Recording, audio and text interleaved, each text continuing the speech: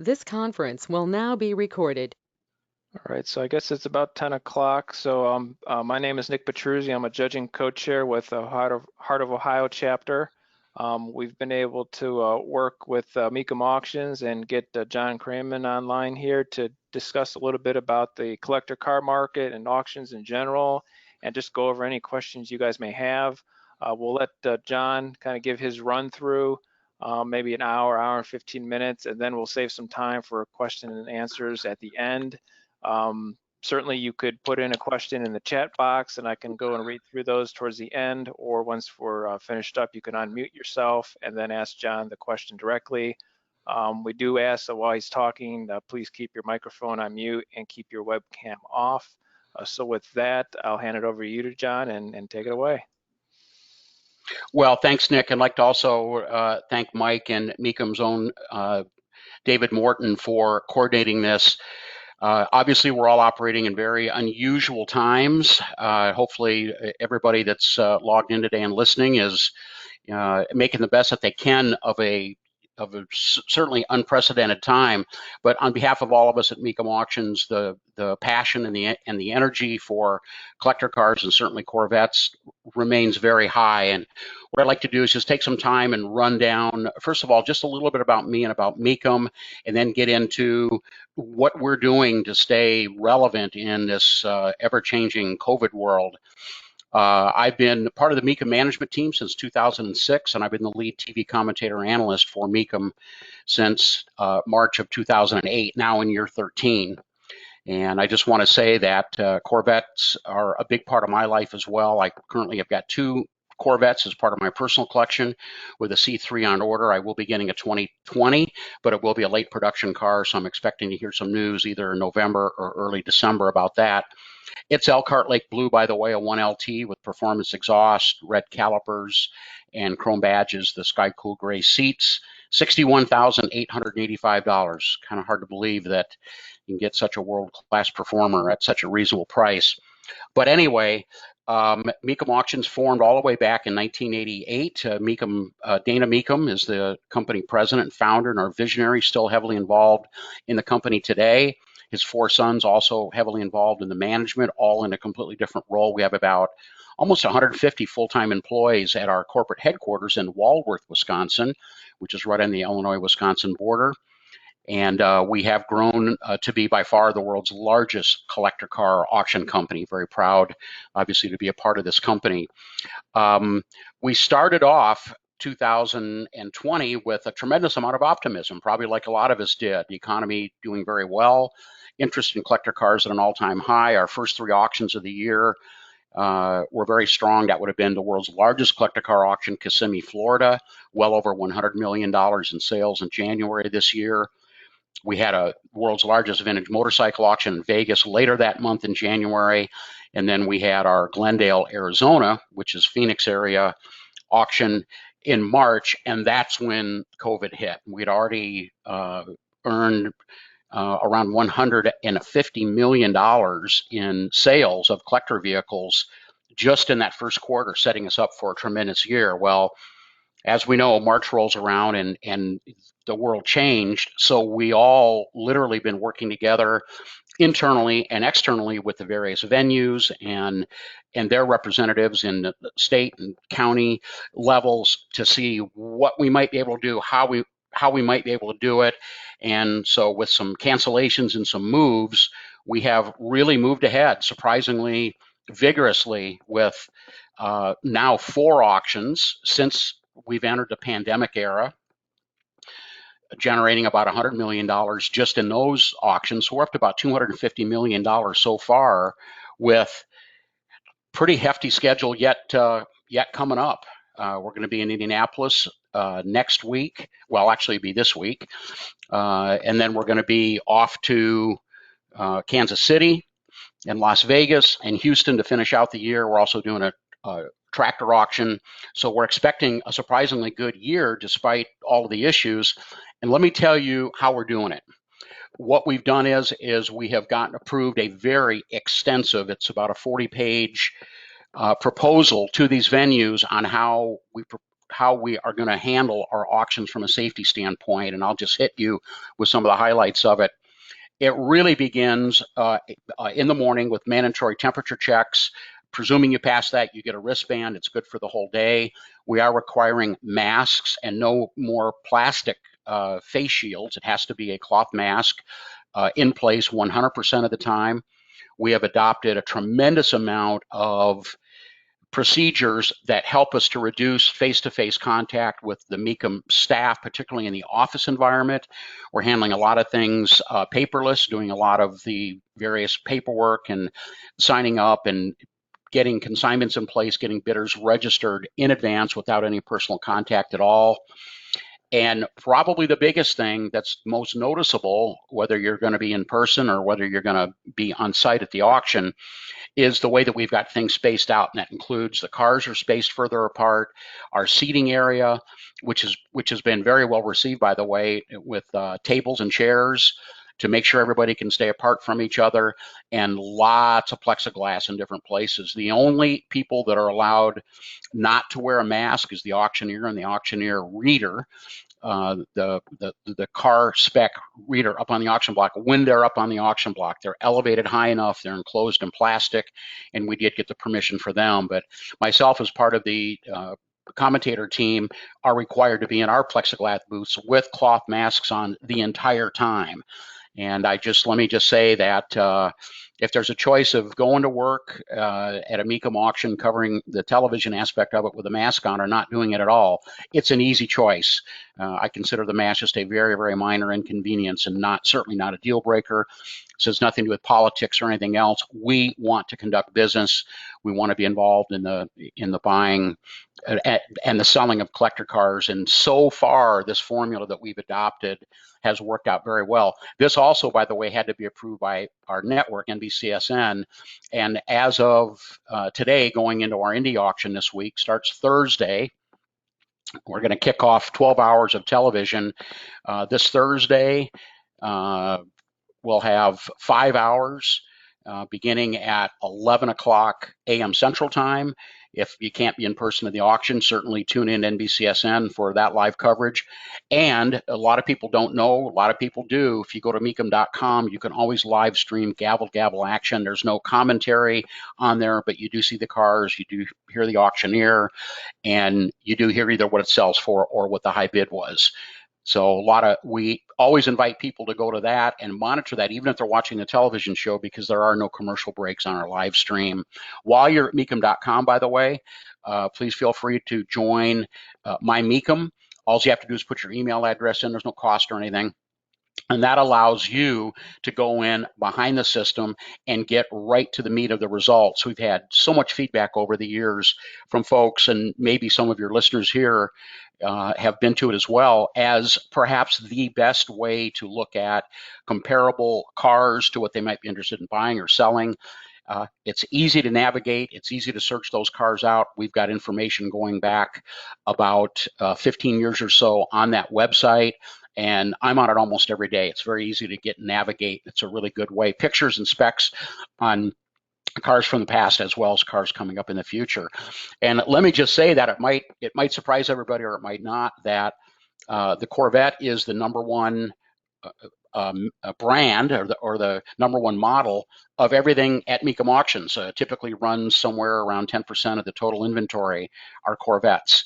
And that's kind of where Mecum Auctions got started. Obviously, Corvettes and muscle cars. Dana Mecum, heavily involved with Bloomington Gold for many years. And our passion and our interest and our knowledge for Corvettes puts that brand right at the top of our list. So we kind of feel like we're one of all of you that are kind of tuned in here with the same level of understanding exactly what makes a Corvette so important, why they're so cool, why they're so desirable, and probably not the worst way to spend our leisure time or a little bit of extra money that we have. So let me break down for everyone just very briefly a little bit about how Mecum Auction works and why we handle typically over 20,000 entries annually as the world's biggest. And that's because we do encourage and allow reserve, protected prices for our inventory. There's another very large, high-profile auction company out there that we're very good friends with that just got done with a television program last night that sells at no reserve, and that's fine. It's a formula that works well for them, but not everybody is comfortable with that.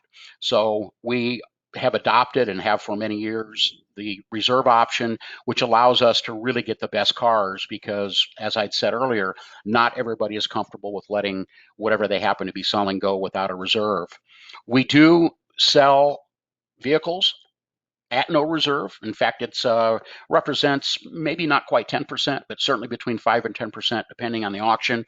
Cars no reserve, I'll tell you why some of our consignors do that, and it might make some sense and make you understand a little bit more about why somebody might go that strategy at a reserve auction. Number one, putting a reserve or selling no reserve at a reserve auction puts more attention. It spotlights that car. It sets it apart from everything else. And we do know from data that we do have more bidders on a vehicle that is being sold at no reserve than with a reserve. And anytime you've got more bidders on a vehicle, you're going to have a higher price. It's just a scientific formula that plays that out consistently. Our fee structure is also adjusted slightly to give some extra incentive to those that are interested in running a vehicle at Mecum, no reserve, and that's the commission structure. On a vehicle with reserve, it's a 10% commission of the hammer price. If the vehicle sells, it's very simple, $50,000 vehicle, hammer comes down, the seller is going to get $45,000. If the vehicle sells no reserve, that commission structure gets reduced from 10% down to 6%. So if you've got a big collection, you've got maybe an estate sale, you've got folks that have had cars for a long time, and certainly they're worth way more than what they paid for them, and they literally want the vehicles to go on a one-way trip. We make sure that they're aware that there is a way to save a potentially pretty substantial amount of money in fees. On the flip side, looking at it from the buyer side, the bidder side, the bidder also pays a 10% fee. So you can begin to see kind of how Mecum Auctions makes our money. We'll use that $50,000 vehicle as an example. Seller is going to get $45,000. The buyer is going to pay $55,000. And that $10,000 delta is what Mecum makes. Now, there's some other ways that we generate income too, pretty substantial, that's very important to our success, and that is entry fees. To enter the car at a Mecum auction, you pay a fee, and it varies depending on the auction and the day and the time, the value of the car. I'll just give you some rough ranges because all the auctions are different. It could go from a low of $250 on up to a high at our national level auctions, a high profile position in one of our catalogs for $1,500, and there's some steps in between there as well. That entry fee is paid upfront when you make the consignment, and that's not deducted from any of the fees or anything else that you pay. You pay the entry fee, that money's gone. If the vehicle does not sell, and we are looking typically to sell about 70 to 75% of all the vehicles that cross the block. In fact, last week at our Dallas auction, which was a huge success, we did about 25 million in sales there, and we actually had a sell-through ratio north of 80%. Just astonishing if you look at it at the surface during this COVID era, but there certainly is pent-up demand and strong interest in collector cars, which I'll get into in a little bit. But so you pay the entry fee, and if you don't sell the car does not sell, the only cost or fee that you have is strictly the cost of the entry fee. There's no additional cost or fees of any kind. Obviously, responsibility to get the vehicle to and from the auction venue, the location is up to the consignor. And we do have Mecum Transport that can help with the transport of the vehicles as well. It was started up a couple of years ago and has been very, very successful. So, folks, this is big business. We are heavily motivated to make sure that we are going to be able to accommodate our buyers and our sellers in this environment. And I'm just really proud to say that we've been really lucky. And a lot of that luck, of course, comes from the fact that we've been able to sort of go through these steps to make sure that we're operating safely. We're always under threat, like everything is, of things closing down or changing at the last minute. So we do kind of hold our breath. But I think the consistency that we've had both with our live auctions and then with it being televised, averaging about 300,000 viewers per show, I think we're fairly safe with this formula that's going to take us through the remainder of the year. Let me just give a little bit of pitch to what we have coming up with starting at 2021. While we don't know the impact of the COVID era in January, we'll just stand by for that. Our Kissimmee, Florida auction is the biggie. That's going to be January 7th through the 17th. That's 11 days. We're shooting for 3,500 cars. We're expected to do well over $100 million in the sale of collector cars down there in Florida. That auction is really kind of the perfect storm, as we've got obviously a lot of our demographic, a lot of our customers are from that area. And then we get folks from the Midwest and folks from the Northeast also that come down in big droves. So it's almost like three demographic packages in one auction. Huge crowds and great cars, and we've already got some really cool high-profile collections in cars, including some big Shelbys. Carroll Shelby's 1965 Cobra 427 that he bought new in 1965. He owned that car up until his passing in 2012. We've also got a GT350R, which is the race version of the Shelby GT350 Mustang. There were 36 built, 34 regular, and 2 prototypes. We've got one of the regular production cars with a great history and ownership. These are, needless to say, multi-million dollar cars each, in addition to the typical run of really great Corvettes and muscle cars and 50s and cars and hot rods and pre-war classics, exotics becoming more and more a big part of our inventory. We do not discriminate against inventory. We welcome anything from $5,000 cars to 7-figure plus cars. So keep that in mind as you're watching our television show or attend a Mecum auction in person. By the way, with Indy coming up next week, we are encouraging spectator attendance at that auction. You can buy tickets at mecum.com for $20 or $30 at the gate. And it's still not too late, obviously, to sign up to be a bidder or a consigner as well. Mecum.com will give you a lot of information on that. So let's shift gears a little bit. Let's talk, first of all, specifically a little bit about Corvettes. Let me just say that so far up to this point, we've sold 6 C8 Corvettes, and they've all brought literally between $20,000 and $30,000 over window sticker. We thought at the Dallas auction last week, where we had 4 C8s at that one auction, that, and the fact that there's been about 13,000 or so built so far, that maybe we'll start to see an ease in the crazy over sticker pricing at auction for those cars, but that was not the case. We'll be looking at Indy next week. So far, we have 1 consigned and kind of a high profile consigner. He's the kicker for the Colts. I think he's the oldest NFL player. I forget the guy's name. I'm not a sports guy. But he's consigned his ceramic matrix gray 2LT Z51 with front lift and carbon flash wheels. It's got a adrenaline red interior. It's really cool looking car. It's up on our website if you want to take a look at it. So we've got at least 1 consigned for the Indy auction coming up, and being a C8 nut, a Corvette nut in general, I'm going to be paying a lot of attention to that to see if this craze just continues. I'm going to probably say with the success of Dallas, it probably will. But let's just go back to just the Corvette market in general and what's happening right now in this COVID era. Keep in mind, our conclusion is that buying a collector car, owning one, having it in the garage, working on it, taking out and cruising around in it is an escape from the COVID world. It's safe to be able to do that. Obviously, you're not coming in contact with anybody. And how I feel when I'm behind the wheel of any of my specialty cars takes me to that same place. It probably takes a lot of you folks, and that's a place that you like to be at. And the fact that people aren't traveling, they're not spending a lot of money doing that. Those that have worked hard still have some disposable income. And as I said earlier, probably not the worst place to put a few extra discretionary dollars. And that's, instead of just having in the bank or in some investments, is to go ahead and have the car of your dreams. And we certainly are seeing that played out. I'm surprised by it. I shouldn't have been. I should have just figured this is going to chug along, but you just don't know how these distractions are going to impact everybody. We're obviously getting real close to an election now, so Indy's going to be a real storyteller. And I just will tell you that our measure for how well an auction is doing really is tied into the sell-through ratio. What percentage of the vehicles that we actually sell versus how many are consigned. We can talk about dollar numbers or the average price per car, but all of that is dependent on inventory. All that's dependent on what a consignor wants to bring.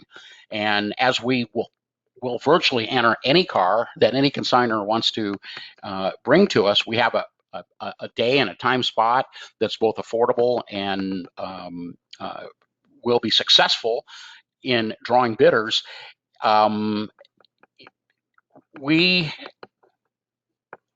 We've taken a little bit of a different approach this year during the COVID era.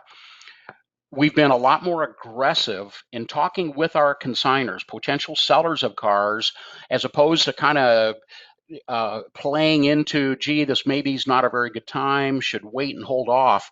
We've had enough success during this COVID era with our auctions to be able to, with confidence and with authority, to be able to speak to our sellers and say, look, our bidder registration is strong. Our sales success has been great. Our sell-through ratio, the number one indicator at a Mecum auction that we use to judge how well we're doing, is as good or better than it was during the record year of 2019. Some people are surprised by that, and some are not surprised by that. But it's been an interesting dynamic where we've been able to continue along with, obviously, with all these auctions, more so than any other auction company's been able to do. They are looking at us, they are paying attention, they are wondering how the heck are these guys doing it. And I can just tell you that it's a very motivated team of folks that want to provide our service for our buyers and sellers and our television viewers as well. And an event like Indy coming up next week, spectators more than welcome. They're going to be under the same scrutiny from a safety issue as anybody else. And if you literally don't want to get next to anybody and you want to just look at cars and come in and sit way in the back, I think it's going to be a very safe way to get a diversion from the world of being, closed in at your home.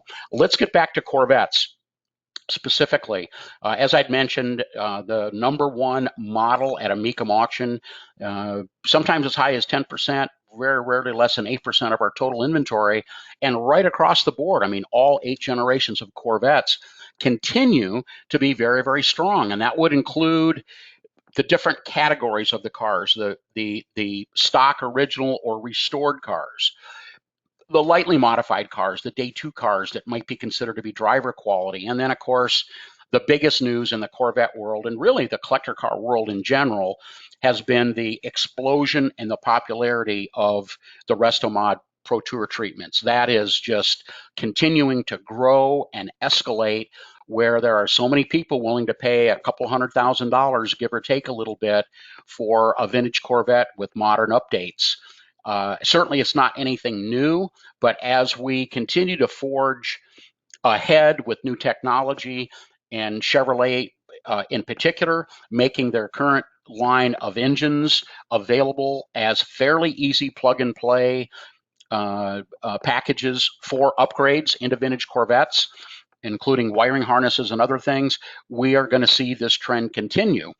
And I know I had a discussion with the Guy Larson of Bloomington Gold, and this was the very first year that they even had a dedicated Restomod class at their event, which was downsized like a lot of live events are this year. But that's something that's going to continue. Even Bloomington Gold has recognized the importance of the market of Restomods. So, if we go back 20 years, I can certainly recall back that far. The thought of heavily modifying a vintage Corvette did not meet with much favor. But I think as we've all realized that it's probably a slightly younger demographic and a different type of a buyer that's going to have an interest in a resto-modded vintage Corvette than somebody that's going to be interested in something that is in original condition. But the good news is, wrapping this topic up, the good news is we have not seen any decrease or decline in the value of what have been investment grade Corvettes at all.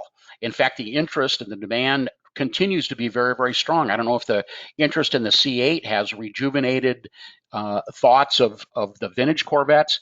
There's always that, I guess, that argument out there, or that concern as well, that a retro styled vehicle from the modern era, certainly the Corvette's not retro styled, but we could talk about the Camaro, we could talk about the Mustang, including the Shelbys, the Challengers, etc.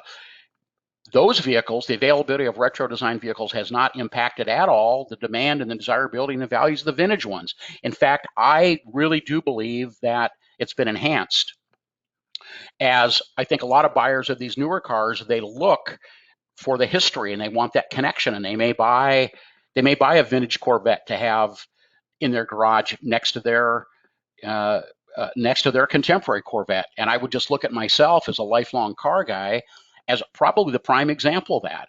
Having a 72 C2 Corvette that's going to be a keeper. I've got a 2010 C6 with the LS3 6-speed. It's a blade silver coupe. And then with the C8 on order, I have no plans to sell or replace any of my existing cars. I think having cars that appeal to me personally as part of my little collection just help to complete the kind of who I am as a car guy and as a Corvette person. And we're really seeing that across the board. Certainly folks will put probably a lot more miles on their contemporary vehicles than they are on the vintage ones, but certainly no indication at all, none whatsoever, that the vintage Corvette market, which represents the bulk of what your club does, is in jeopardy and in danger at all.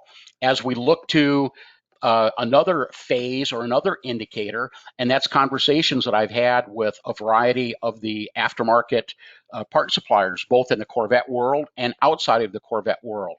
You know, we do a weekly podcast. A guy by the name of Matt Avery and I do a podcast called On the Move, where we just randomly pick a lot of different industry people to interview from time to time.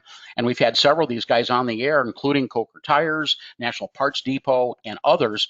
And you may find it surprising, or you may not, that their comments in regard to how business is the same as what I'm saying is interest-wise for the collector car buying and selling world. It's as strong as ever. They're attributing that to a couple of things. There are folks that have got uncompleted projects in their garage right now. They've maybe got a little bit more time on their hand. Maybe they're working from home. And they've got they're not commuting. They've got a lunch hour. They can go out and they can work on their car a little bit. Whatever the reasons, the orders for parts is very, very strong. And that's obviously, it's really good news for all of us, because none of us, literally nobody listening to this, would be able to enjoy our cars the way that we do without the support of all these aftermarket suppliers. It just would not be capable.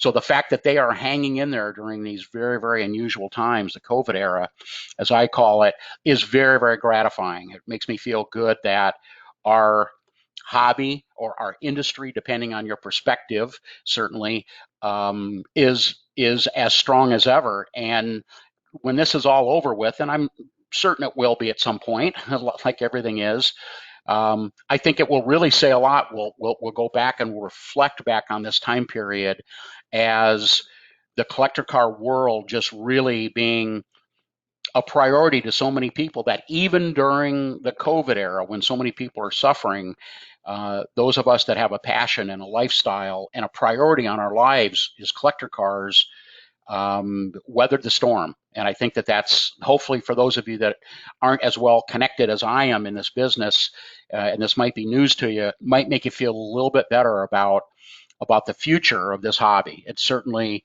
looks like it remains very, very strong. Just as a final note, just let me say that 2021 We have our full schedule is up. It's really business as usual. You can go to mecum.com and take a look at our schedule. But again, we're not sure how we're going to be able to navigate into the COVID world. If we have to keep our restrictions in place that we have now in the protocol, we certainly are able to do that, and don't think it's going to impact our business one single bit. So with that, let me just say one more thing to kind of connect the dots that some of you may have noticed during our television coverage, and that is a much higher participation of absentee bidders. And when I say absentee bidders, that would include telephone bidders and internet bidding. Let me tell you what has happened. By sheer coincidence, this was not intentional for the COVID era, Mecum has been working for the past several years on a very aggressive hardware and software update program. Internally, it's called Operation High Rise, and we've got a full IT staff that's literally been working around the clock. We actually debuted this new, much improved streamlined system at our Kissimmee, Florida auction in January of this year, 2020. And one of the big advantages that's really played out well during this pandemic is the fact that our internet bidders now have a much faster response time and an easier way to participate for online bidding. There used to be clunky, it used to kick out, there used to be a long lag or delay time. Due to software and hardware changes, we have greatly improved that, and we've taken our numbers, our participation on bidding with internet bidding in particular, from around 2 or 3% up to close to 20% participation. And those of you that are regular viewers of our TV show have noticed, we've got a lot of feedback from it, they are noticing it, that we have much more folks bidding on the internet and being the winning bidders on the internet. And we're not shy during the program to point that out as we transition and deal with the pandemic. My prediction is people are so comfortable with this that high participation is going to continue into the future.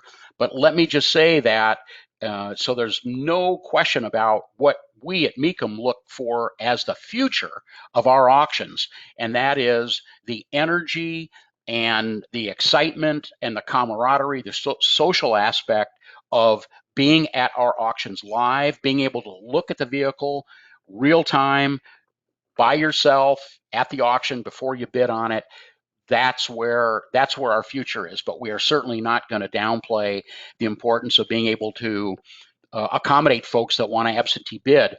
And final thought on this, I promise, is we do offer service that virtually everybody takes advantage of, that if you're a pre-registered absentee bidder, whether it be phone or internet, we will do a car preview with you. We'll do it typically the day before the car's going to cross the block. One of the Mecum staff will walk around the car with a cell phone, describe it in great detail, and then ask the potential bidder or the bidder that's pre-registered if they have any specific questions. And I have to say that I personally have been doing a lot of these previews myself over the years, and I've probably done several thousand of them, and a lot of those did end up buying the vehicle.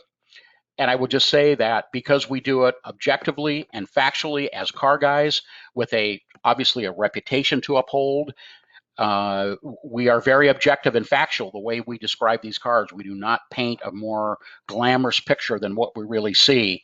And I'm knocking on wood here that we just don't have any negative feedback from any of our buyers that they're disappointed with being the winning bidder on a car that they bought either over the telephone or over the internet that they have not previously seen. That having said, honestly, if it was me personally, I'm going to want to go to the auction and look at the car that I bid on myself in person.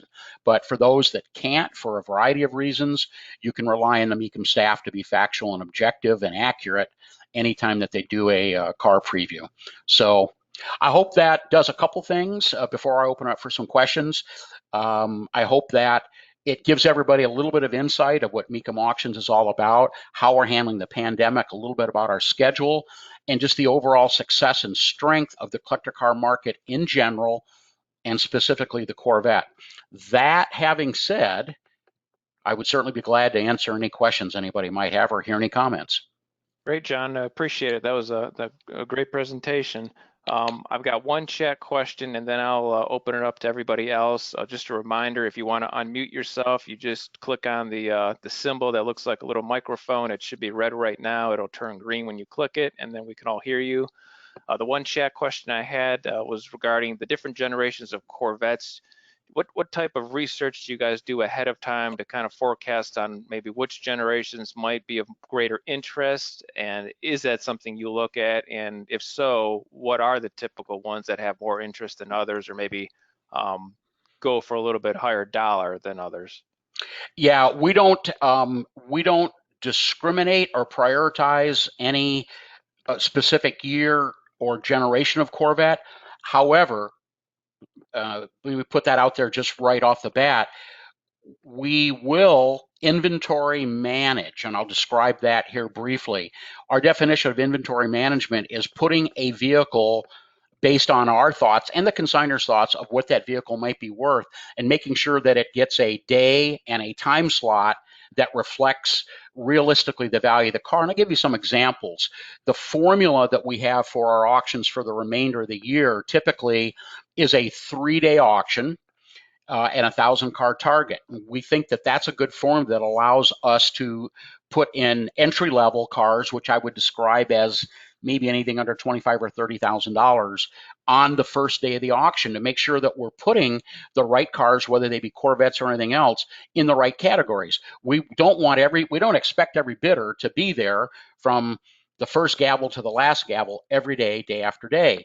So if somebody wants to buy an entry-level Corvette, say a C4 or C5 Corvette, as an example, as being really good entry-level driver quality cars that are very affordable, we're going to encourage those cars to go on the earlier days, as opposed to going on what's considered to be the prime days for the more valuable cars, either Friday afternoon or on Saturday. So in a way, we do sort of work with our consigners from that standpoint to manage the inventory, but we certainly are not going to go out and seek out any particular generation. In fact, we are a consignment machine first and foremost.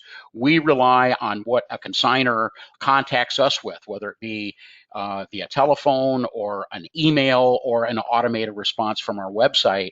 And then we respond back to that person in great detail with a very large consignment representative staff to be able to make sure that we get their car in the best possible spot for that particular car within a price range of other similar cars. That inventory management has proven to be very successful. We're probably about 80 to 90% accurate, and those of folks that are regular Mecum viewers will say, well, I see some $8,000 cars on Saturday, and that's true. We're not able to sort of manage the inventory to 100% accuracy, and a lot of times those lower price cars are put into a group of cars, a collection as an example, that's with some higher dollar cars as well. So you'll see that occasionally, where we may not always be able to hit that formula, but we strive to do it. We think that's the best way. It's also the most affordable way for somebody to sell a reasonable price car. And we're always going to continue to refine it, but those are the building blocks in place. As far as the most popular or the most valuable of the Corvettes, I mean, I hate to say this because I don't have one, but obviously the Generation 2 cars continue to really set the stage. That would be the 63 through 67s, obviously, the first batch of the Stingrays. They are really the quintessential Corvette. Certainly the Gen 1 cars, particularly the late cars, very popular for resto modding, and the high profile cars, the fuel injected cars and whatever, do still bring very strong money for collectors, investment grade guys that want the best of the best. But man, it's pretty hard to beat a 63 through a 67 Stingray. And of course, that's why those cars are so popular to be resto modded. The early C3 cars, the Chrome Sharks, the 68 through 72 cars, seem to be getting a little bit of a bump. And I think it's because that the Generation 2 cars have gotten expensive, And I think people are looking for an alternative. And then, of course, for the really good buys you start to get into the mid 1970s to the late 70s when production numbers really started to ramp up high. And the performance is down, but they're still really good cars. I mean, they're good driving cars. Chevy did a lot of refinement to improve those cars over the long evolution. 68 to 82, what a tremendous run for the C3. And it followed, obviously, step in step with what was happening with the rest of the automotive world, where it became less about performance and more about refinement and handling and grand touring and comfort. Way more automatics and air-conditioned cars were built in that time period than in the first run of the C3s. The Generation 4 cars, especially the late ones, start getting into the LT1 cars from 92 to 96, and then, of course, the LT4 car, 96 only with a stick only. In my opinion, those are the best buys. They're just great cars. Again, refinement and improvement to a very, very high level. And then not enough can be said about Generation 5 and 6 Corvettes for being fast, refined, reliable, and very affordable. Guys got a $15,000 to $20,000 price range, which in the collector car world obviously is affordable. What a great way to get into a Corvette. So one of the issues is they've been building Corvettes for so many years, and they built so many of them, and there are so many different cool variants. It's hard to pick, if you're going to have one, it's hard to pick just one. I'm going to end up with 3 of them here, and there's some more out there that maybe down the road I'm going to want to consider. Most notably, I'm a big 64 fan. I feel that's the forgotten Stingray. The 63 gets all the attention. 65s get a lot of attention for lots of reasons, disc brakes, and last year the Fuelie, first year the big block. The 64 kind of stuck there in the middle. I kind of have a fondness for 64 coupe, maybe someday. But yeah, just overall, obviously Corvette's huge priority at Mecum. We love the cars, and that is not going to change. The Corvette will always remain as being, if not the single most important, one of the most important collector cars ever. Okay, great. Anybody else have any questions? Feel free to unmute yourself. Nick or John, this is Joe Santa Maria from Texas, and I have a question for you. Being involved in quite a lot of both buying and selling cars at Mecum, I have to say they've all been just a very, very positive experience with myself and with other guys I've gone with. So you guys do a great job. I want to thank you for that, certainly. Thanks, Joe. Much appreciated, man. The question always comes, though, is a lot of times verification of what the seller is putting in their description. And a lot of people we've talked to through the years have a lot of different comments on what Mecum does and does not verify. So maybe you could shed a little light on that. Obviously, with a Corvette, the difference between an original car and a car that may not have all its original components represents quite a delta financially.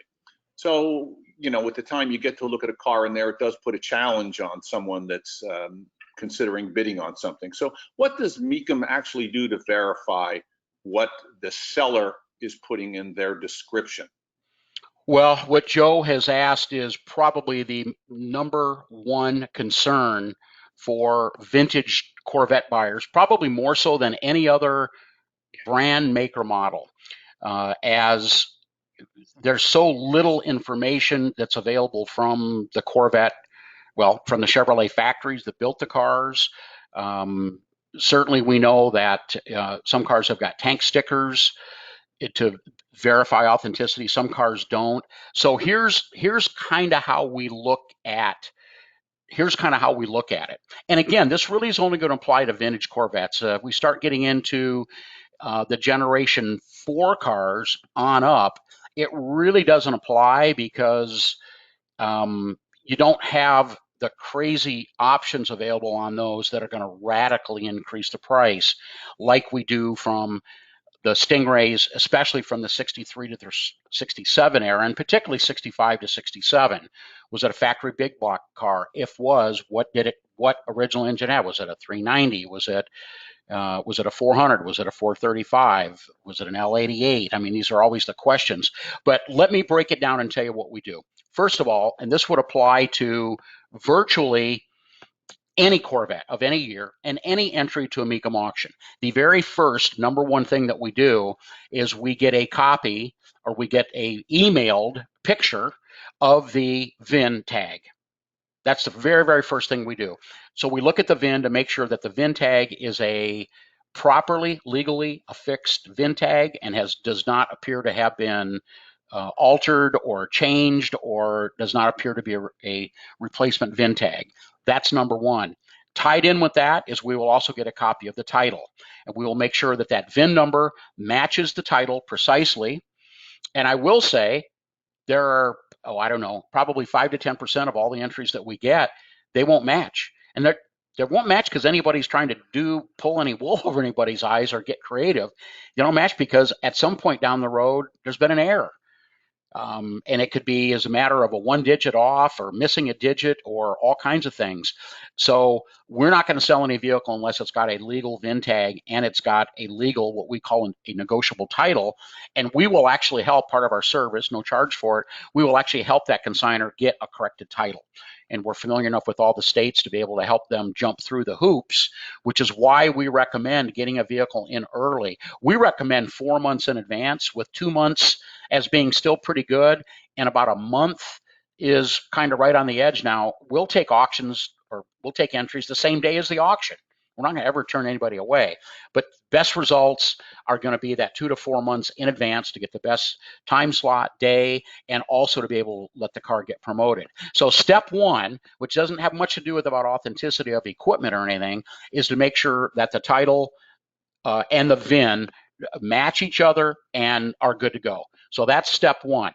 Step two, obviously it gets way more complicated. Now, if we're dealing with high profile cars of high value that are investment grade, I'm crossing my fingers here when I handle consignments myself, that the seller has had that car judged by a prominent judging authority, NCRS, Bloomington Gold, paperwork. If they say that they have it, it has to go, a copy has to go with the car. We need to see that paperwork in advance to make sure that that paperwork also is accurate and is not creative. That's a nice word of saying phony. So step one, as I say, for the really high profile, well-known cars, we take that route, and we use that authenticity to help us put our finger on the pulse of what the car is. Now, that doesn't matter that that doesn't mean that the condition of the car or the equipment that's on the car is the same as on the car right now. We know that. So we have a staff, full-time staff of guys. There's 4 guys that all they do is look at descriptions, and this is all cars, not Corvettes. Look at descriptions and look at the consignor's way that they're describing the car, and if they make statements or statements that jump out at us, such as, and I'll tell you the key ones, that this is going to resonate with everybody. Original, that's a big one.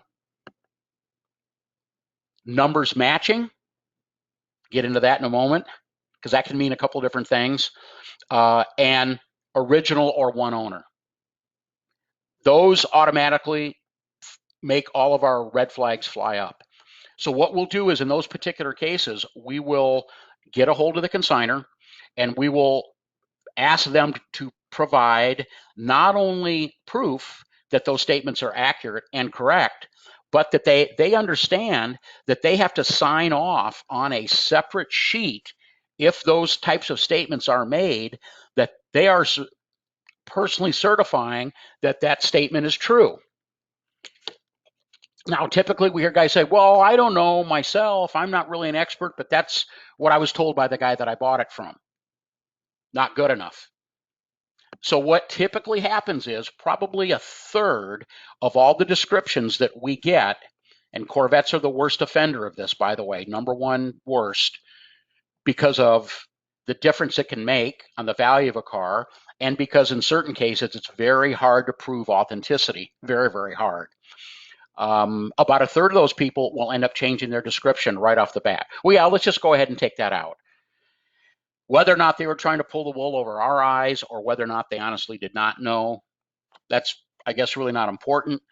The important thing is we've got a description of the car that's going to be now up to the potential buyer to look at and make sure that he understands what they might be buying. So that's the first step. Where it gets a little bit trickier is we get a high profile car that almost sounds too good to be true, where we get into a situation where we've got, the classic stories of 67 convertible, red, 435, blah, blah, blah, too good side pipes, too good to be true, with no documentation or sketchy documentation. And sketchy documentation might include things like a reproduction trim tag or even paperwork that can be acquired that's phony baloney.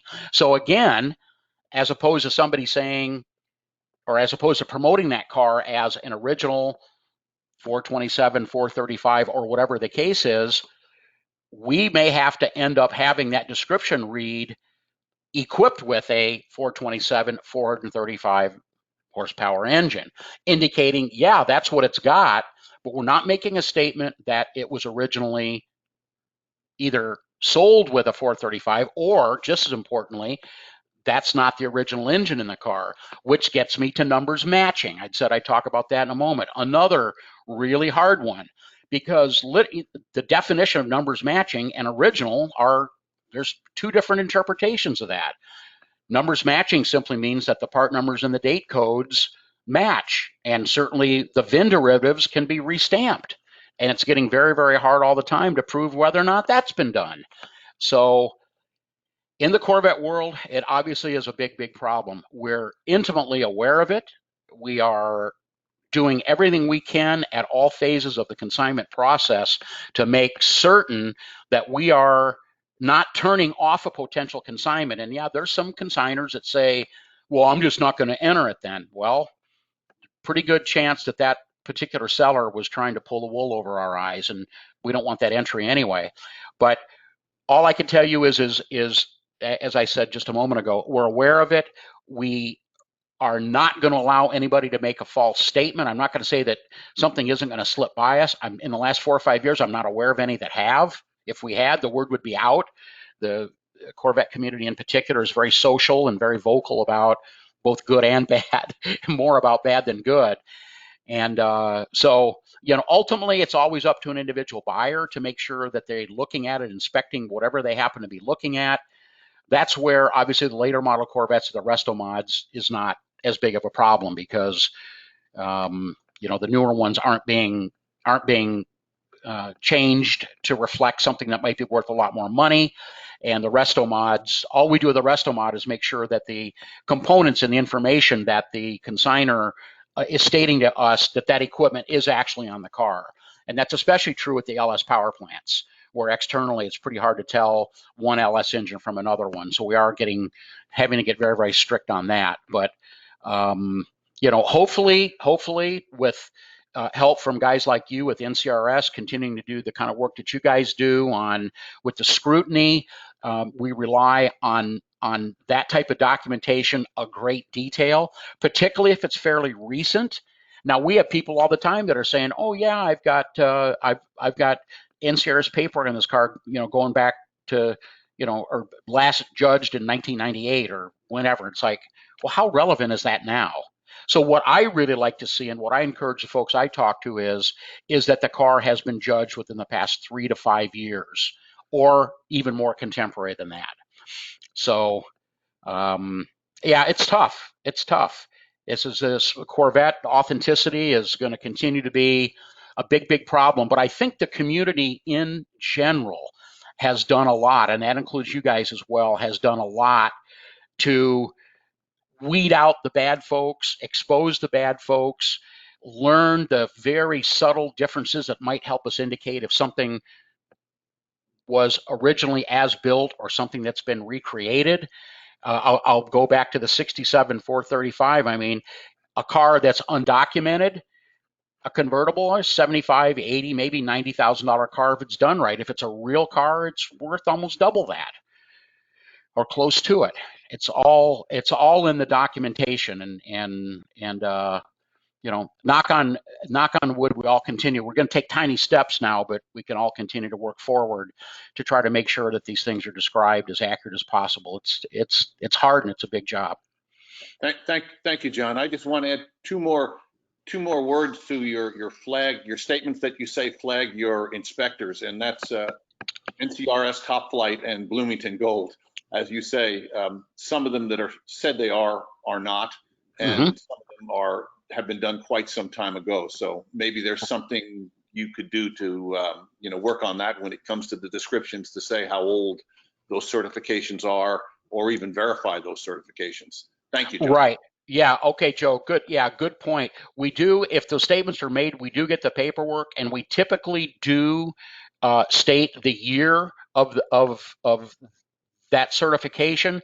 But I've made a note here that I'm going to get to the resolutions guy to make sure that as company policy for any of that certification, that there's a year that was done. Not 80% of the time, but 100% of the time. Very, very good point. Very important. Yeah, thank you. I just ran into that one time. That's all. Thank you. Okay, John. Thanks, man.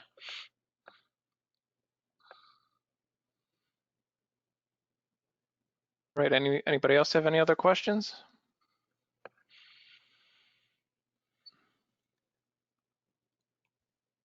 I guess while we're waiting, I did have one. I've got a 67 Corvette, so obviously C2s are of interest to me.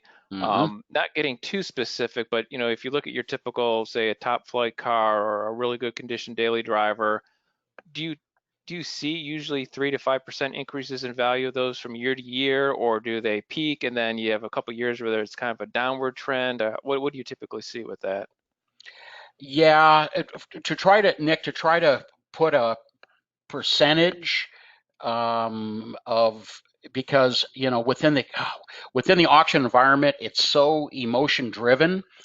I like to look at, when I determine values, and I want to look at Mecum results for values, you kind of almost have to take the really super high ones that seem like they bring a crazy amount of money out, because more than likely that was the result of two guys that wanted that car because that was their dream car back in the day, and they don't mind paying over for it. But that doesn't indicate that that's the current market trend. So I have a tendency to look at longer periods of time, and also big, as opposed to trying to figure within 2 or 3%, like you might monitor investments in the stock market or something like that, or your 401k or whatever. That's really hard. I will say this once again, and it also depends on the specific car. We can talk about L88s here for just a moment. The 67 L88, kind of the holy grail of Corvettes. They've been multi-million-dollar cars for a long time, but they've pretty much leveled off, at least for now. But anything else, anything down below that, especially in a 67, continues to be kind of the number one go-to year for somebody wanting a cool old Corvette. Doesn't mean they can always necessarily afford it. So I always, like I do to everybody, go to Mecum.com, go to the car search, put in 1967 Chevrolet Corvette, look at a ton of variables. Obviously, the difference between a 300 horse 327 and any one of the many engine variations from there will obviously vary radically. But overall, just as an overall blanket statement, for a 67 Corvette, they're a number one car. That's a legendary car. And short-term, long-term, that's a pretty safe. Hopefully, Nick, you bought that car a while ago, back when they weren't quite as high as they are now. But that's about as good as it gets. And while I'm saying that, unrelated, let me pitch this. Those of you that don't have the Corvette Black Book, Mike Antonick, I know he's an NCRS guy. The latest books, 1953 through 2019, it is just so helpful. We don't know that he's going to do a 2020 edition. Maybe somebody knows if he is. I've heard that he's not, and update it to the new C8. But if you buy one of these later books, it runs the entire span of C1 to C7. Corvettes. They're about $25, and it literally is the Bible that I use if I want to know how many they make in this color or how much was this specific option. It's the first thing that I go to and look for, and all the information's at the fingertips. Great, thank you. Anybody else with questions? It's Doug Meyer. I have a question. First one, question. Part of that question is, John, do you recognize my name? Why do I know that name, Doug? You know that name from Rick Lucenti and also from when you had your ZRX. Oh, no kidding. Well, I still have the ZRX. I was going to ask that. Oh man, I thought I recognized that name. Yeah, we're talking about Kawasaki motorcycles, which we won't talk about now. But yeah, I still have it. Yeah, cool, man. Great, great. I collect both. I have 5 Kawasaki's and 2 Corvettes. I have 3 Kawasaki's and 2 Corvettes, so we're brethren. We're equally nuts. Okay. Yeah. Here's the Corvette question. I have a 66 L79 Milano Maroon saddle. It's a beautiful car. It's an NCRS car. It was, I was second. I have now fixed the things that needed to be fixed, and it should be a top flight car. From a selling standpoint, what's more important? And the question is based on this fact. My car's too nice. You know, the paint is gorgeous. It's too good. It's not lacquer. It's, you know, shiny in the bottom instead of the way they really were. Yep. I find myself when I go to a regional dumbing the car up a little bit to try and get a better NCRS score. And in fact, have achieved that in one case. By, for instance, underneath the bumpers, you know, spraying dulling compound on it so that it's not shiny, so it looks like the lacquer is not buffed, and so forth. What carries more weight? To have the car perfect or to have the higher NCRS score? Yeah, it's another dilemma question. You know, there are potential buyers for both extremes. Some like the eye candy, over restored look of the cars, and that's probably a slightly younger person. And then there are those that remember how imperfect these cars were when they were new, and they appreciate the attention to detail for that. But ultimately, honestly, Doug, generally speaking, the higher the score, you know, yielding to that is going to be what the bulk of the potential buyers are going to pay attention to. And that could be just as important as the actual physical inspection of the car. I've told a lot of people I would almost rather see detailed judging sheets on a car than to actually see the car in person. I think I can put my finger on the pulse of what this car is all about by not even seeing the car. So I'd have to yield my opinion. Everybody's entitled to their opinion, certainly, but I would say the better the judging score is going to increase the chance for a higher hammer price. Okay, well, I'm working on trying to do both ends of that. Good luck. And where can I contact you? What's your email or something? Yeah, anybody can contact me at any time directly for questions or whatever, and it could not be any easier. How about this? John@Mecum.com. Well, that works. Thank you. Yep.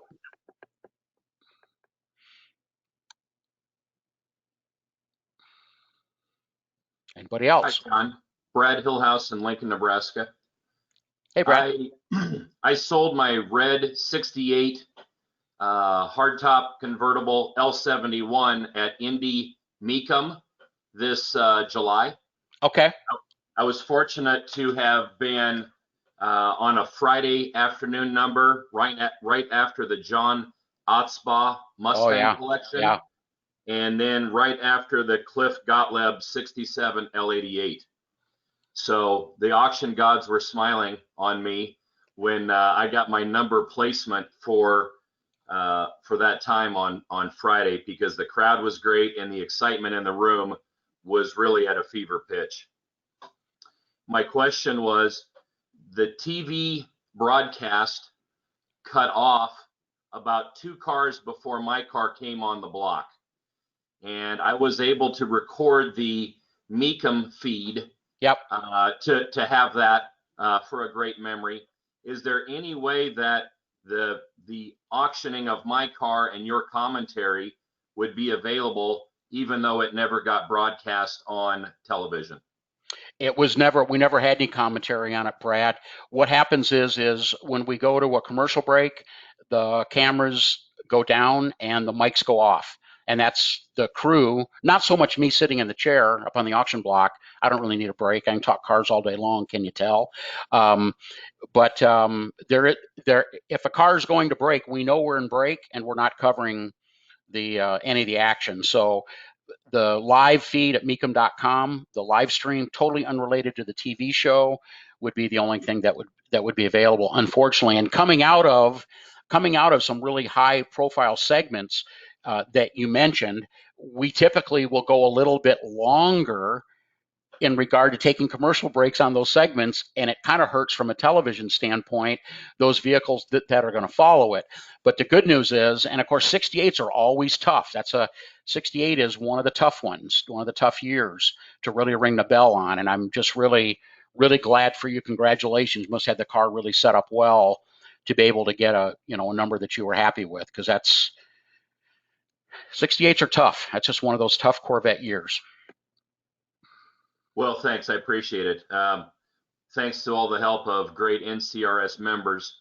I had the car judged multiple times, and it did end up going well past the reserve after I lifted my reserve with Frank.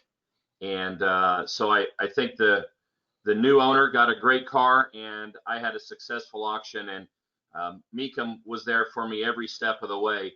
I can tell you it was extremely nerve-wracking because COVID was hitting. The auction date kept getting pushed back, and it was challenging to make the commitment to send in my deposit and title.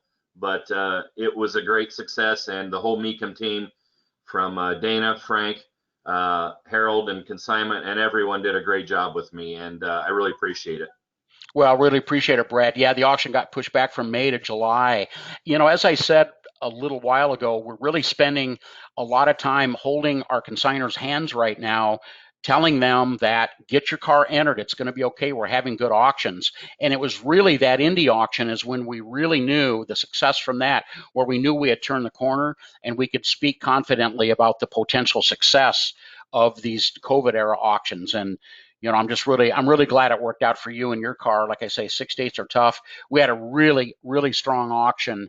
And who'd have thought in the middle of a pandemic that one of the flagship auctions is Mecum. That's Dana Mecum's original Spring Classic, dates all the way back to 1980. It was the very first auction. It's our second largest auction, and we had the most successful auction from a dollar volume generated standpoint than any of the 32 auctions that had preceded it.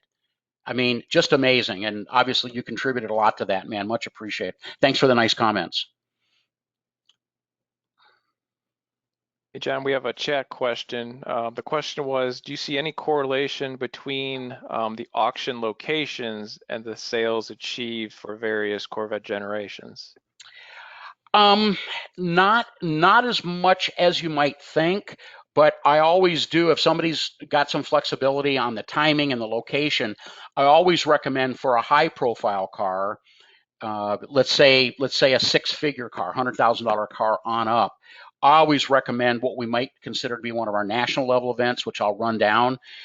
Kissimmee in January, Indianapolis in May, Monterey in August, as a small auction, but very, very high energy, very successful auction that we do. And coming up real quick is our Dallas auction. It's a large regional auction knocking on the door of a national level event. So those would be the top four that I would always recommend. But a couple of more important than the auction location is going to be to make sure that you get it in early and you give us plenty of time to promote it. Those of you that are aware of who Mecum Auctions is and are Mecum Infonet members, watch the TV show, see our ads in different magazines and different things on our mailing list, all of that, know the massive amount of promotional material that we send out, and you want to be able to take advantage of that as much as possible. That's probably more important than the actual location of the auction itself.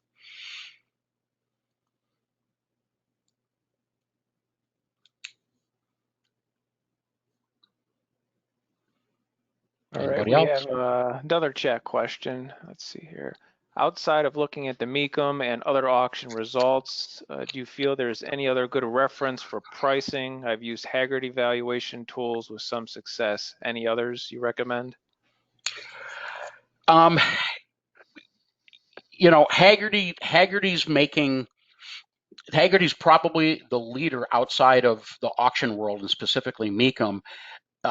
They try to maybe use a little bit too much science, where they're down to the nth degree, and we know that there are so many variables in the collector car world, including color, and I mean just everything from A to Z. There's an almost unlimited amount of variables, and that's why I like to go to Mecum.com and put in the search engine and look at comparables, to be able to look at condition and colors and options and pricing, and kind of come up with my own formula, kind of interpret that as opposed to hard numbers. But I think between auction results, which are real world, ours is really easy to use, and of course the folks at Haggerty with a very very well run, but like I say, almost a little bit too sterile and scientific for me. I've been on it a few times, and I like it, but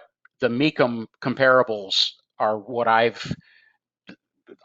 feel that's the gold standard, because that's what's really happening. And keep in mind, if you see a price that it sold for at a Mecum auction, it'll show either what the actual selling price was or what the high bid was in the event it didn't sell.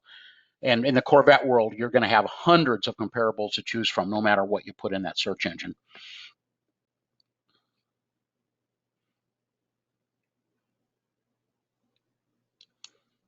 Okay, any other questions?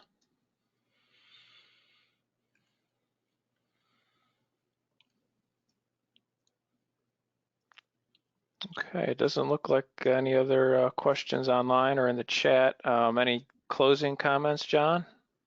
Just really appreciate all the clubs that are out there. I'll tell you what, it's the backbone of our hobby or industry, depending on what angle you're looking at it from.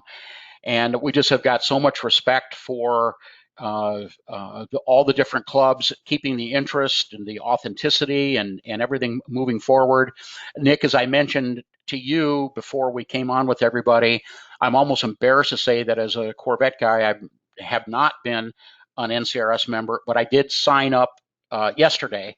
I went to the website, so I'm probably one of the very newest members of the NCRS group, and I'm going to be using the C3 guide, the judging guide, to help me work on my wife's 72 29,000 mile car to get it ready for judging within the next year or two. So just really appreciate everything you guys do, and also David Morton with Mecum for arranging this, and everybody just stay safe.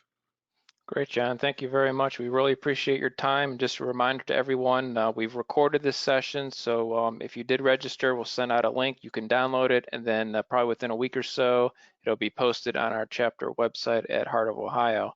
So with that, I'll end the session, and everybody have a good day. Thank you, John. Thanks, John. everybody. Much appreciated. Thank you. Thanks, John. We'll see you in Kansas City. Cool. John, I will keep in touch with David, so if we can maybe do this later on again, if you want to, we'll see what we can arrange.